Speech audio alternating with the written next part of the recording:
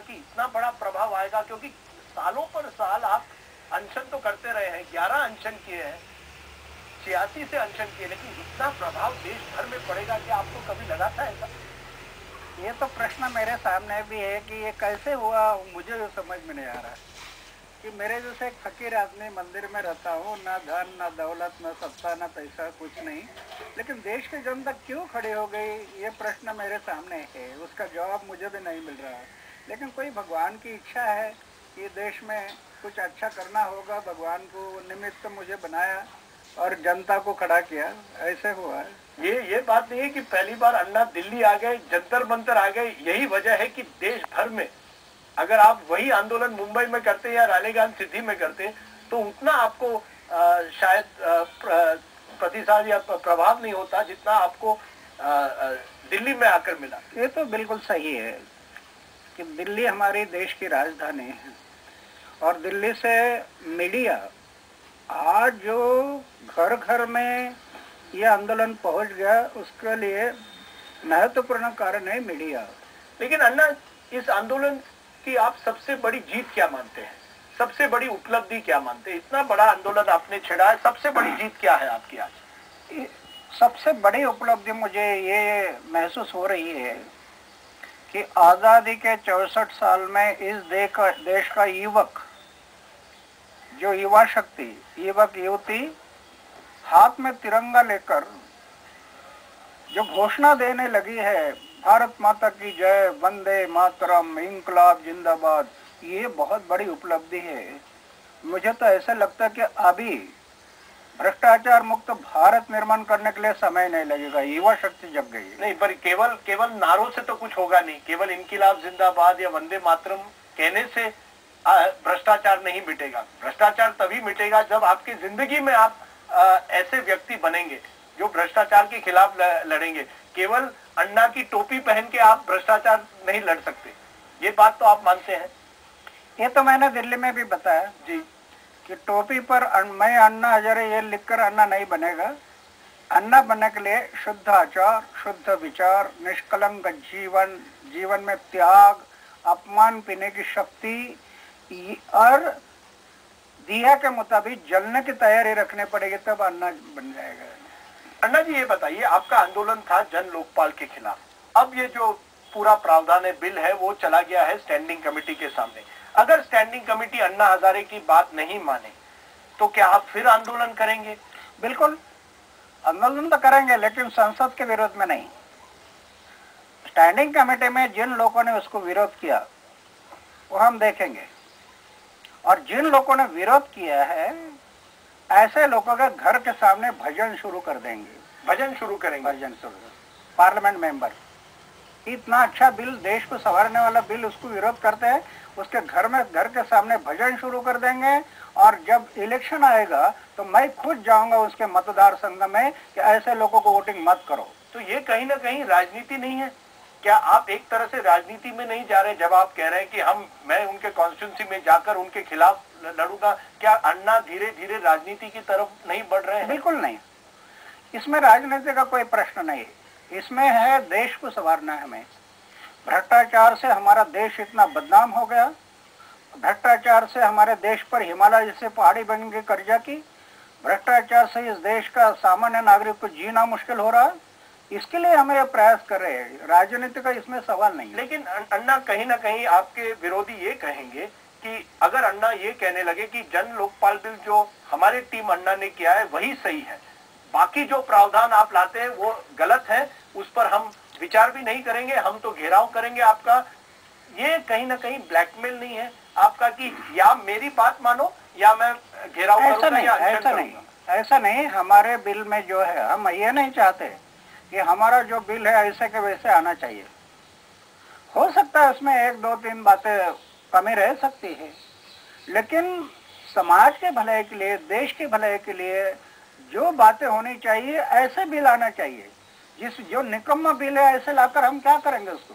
लेकिन अन्ना, अगर जैसे आप कह रहे हैं अरुणा रॉय जो एक्टिविस्ट है या जयप्रकाश नारायण जिन्होंने भी एक बिल लाया है, ऐसे व्यक्ति अगर बिल में कुछ सुझाव दें तो क्या आप तैयार हैं उसे मानने के लिए? आप कॉम्प्रोमाइज करने के लिए तैयार है जन लोकपाल बिल पर? अगर अच्छी बातें हैं देश के भलाई के लिए, समाज के भलाई के लिए कोई अच्छी बातें है तो स्वीकार करना ये दोष नहीं है, स्वीकार करना पड़ेगा, क्योंकि वो तो समाज के भलाई के लिए अच्छी बातें हैं, देश के भलाई के लिए तो अच्छी बातें आप हैं। बातचीत के लिए तैयार हैं? बिल्कुल। अरुणा रॉय से जयप्रकाश नारायण जितने भी लोग हों उनके साथ तैयार है बातचीत करने के लिए। आप ये नहीं कह रहे हैं कि जो मेरा बिल है वही सही है? नहीं, ये तो गलत होगा, ये तो हुकुमशाही होगी फिर।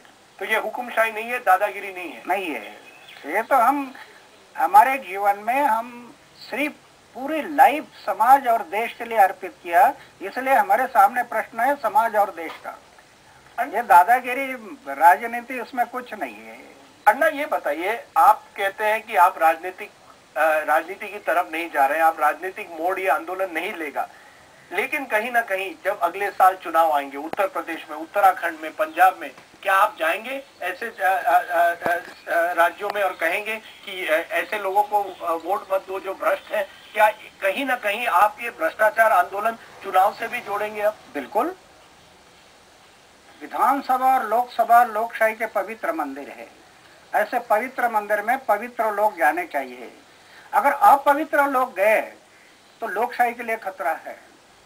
ऐसे आज हम देख रहे हैं कि संसद में कितने लोग गुनहगार हैं, क्या होगा इस देश का अगर गुनहगार लोग अंदर गए। इसलिए तो लोगों को जगाना जरूरी है कि ऐसे जो लोग हैं, भ्रष्ट लोग हैं, ऐसे लोगों को वोटिंग मत करो, ऐसे लोगों को संसद में मत भेजो। लेकिन यानी अगर उत्तर प्रदेश में कोई भ्रष्ट उम्मीदवार है या कोई जिसके खिलाफ क्रिमिनल रिकॉर्ड है, क्या आप उनके खिलाफ जाकर वहां कैंपेन करेंगे? बिल्कुल।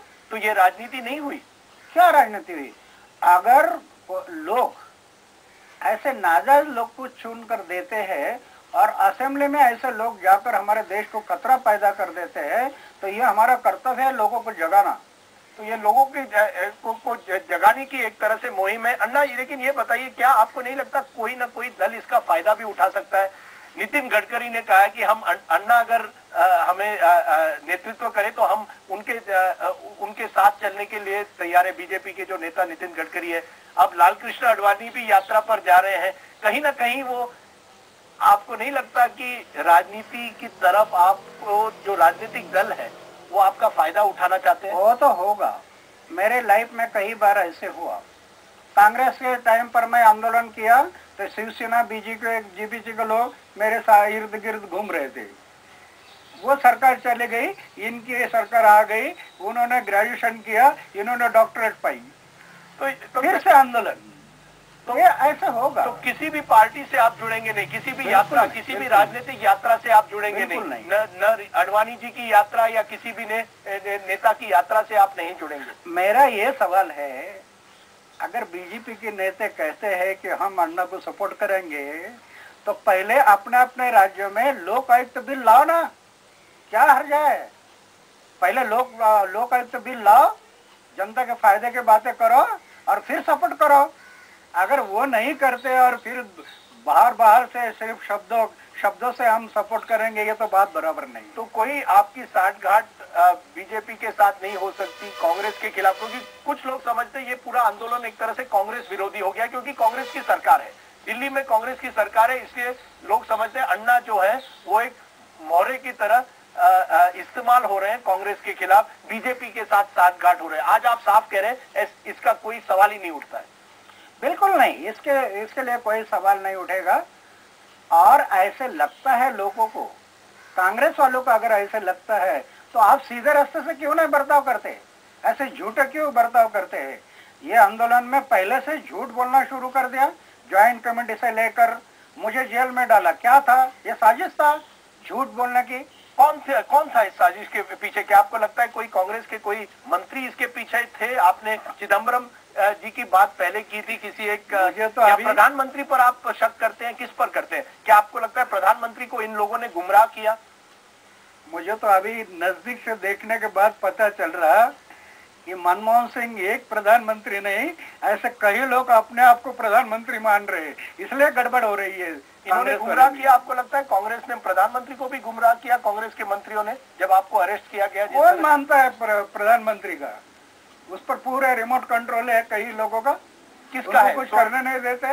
लेकिन सोनिया गांधी ने, जब आपने अप्रैल में अनशन किया था, उन्होंने तुरंत जीआर उठाया था, आपको ड्राफ्टिंग कमेटी में लगाया। सोनिया गांधी हो चाहे मनमोहन सिंह जी हो, सरकार चलाने है तो इनको ऐसे लोगों को लेकर जाना ही पड़ेगा, ऐसे उनके दिमाग में है। एक इंदिरा गांधी थी जो पार्लियामेंट में चुनाव में नहीं आई थी, वो फिर से इस देश की प्राइम मिनिस्टर बन गई। वो कार्यकर्ताओं के भरोसे पर नहीं, गरीबों के लिए उन्होंने काम किया। इसके कारण जो चुनाव में चुनकर नहीं आई वो फिर से पंतप्रधान बनी। इनके दिमाग में नहीं आ रहा वो बात। तो आप कह रहे हैं कि जो प्रधानमंत्री है वो एक तरह से उन्होंने इंदिरा गांधी से थोड़ा सीखना चाहिए, जिस तरह से अगर चुनाव आपको जीतना है। अन्ना, ये भी कहा जाता है कि आप बिल्कुल गांधीवादी आदर्श रखते हैं, लेकिन कुछ दिनों पहले आपने एक स्टेटमेंट की कि जो भ्रष्ट है उनको फांसी देनी चाहिए, जो एमपी है जो पैसा लेते हैं उनको फांसी देनी चाहिए। गांधी ने कभी ऐसा नहीं कहा कि किसी को फांसी देनी चाहिए। इसीलिए तो वो शब्द में वापस ले लिया।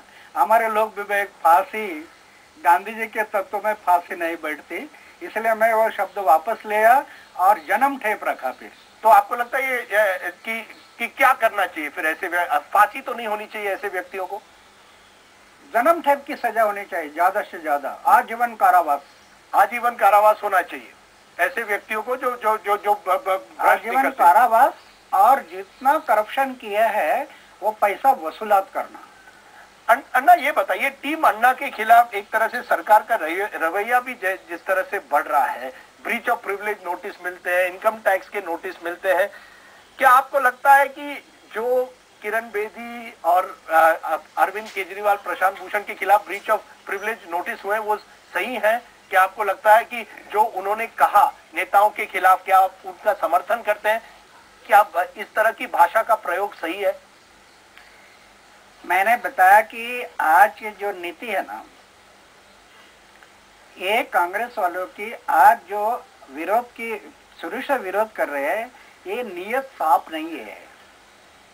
अगर नीयत साफ होती तो अपने विचार स्पष्ट रखते थे। आज जो चल रहा है, अभी अरविंद को नोटिस दिया, केजरीवाल को नोटिस दिया, किरण बेदी को नोटिस दिया, कल मुझे भी देंगे। क्यों? ये अभी इसी टाइम आपको कैसे सूझता है ये? हम यहाँ एक ब्रेक लेंगे, ब्रेक के बाद अन्ना हजारे के साथ बातचीत जारी रहेगी।